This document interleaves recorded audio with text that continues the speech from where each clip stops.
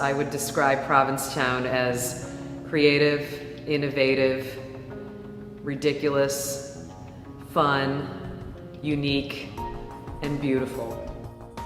I don't think there are too many places that can fall underneath those 6 words in 3 square miles. I love living by the water, and I find Provincetown to be the epitome of that.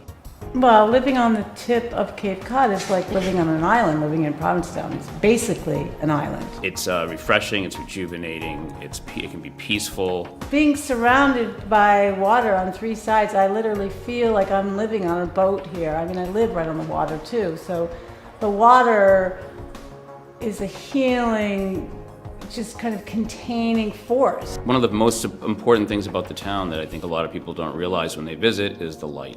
The light here is very unique. People that live here understand it. People that visit, I don't necessarily think they recognize it right away, but it brings them back again. The history is unbelievably rich in Provincetown, from the Pilgrims landing here first. Many people don't know that. Now, they did settle in Plymouth, but this is where they first landed. To me, the history of Provincetown means everything to me.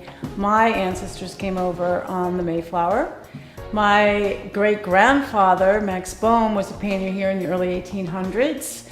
I brought my kids up here, so the Portuguese community, my brother's a fisherman, and the kids went to school here, so all of that heritage on the Portuguese part was a very important part to me. Provincetown also has a lot of history with artists and writers.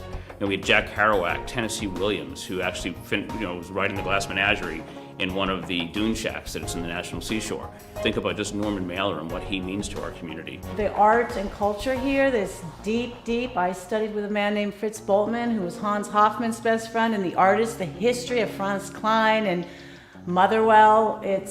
It feeds me just knowing they've been here, and I can just feel really their ghosts.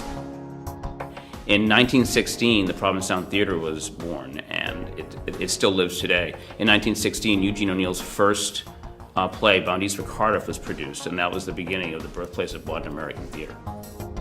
Provincetown's commitment to art and culture is probably one of its best assets. To have as many nonprofits as we do representing all of the visual arts, theater, music, the sciences is truly exceptional. I think one of the best parts about how we all work together is that we all have different missions in terms of how we preserve the art history piece, the theater piece, the science piece. And so looking at the art colony, which started in 1899 with the arrival of Charles Hawthorne, the traditions of plein air painting still exist through PAM, through the Cape Cod School of Art, through Castle Hill and Truro, and the monument, of course, preserving the historical aspect of the people, places, and things that contributed to the art and cultural movement that is still incredibly strong here today. I think that the fact that there's a real deep history of painting and sculpture and writing gives one permission to do that themselves here.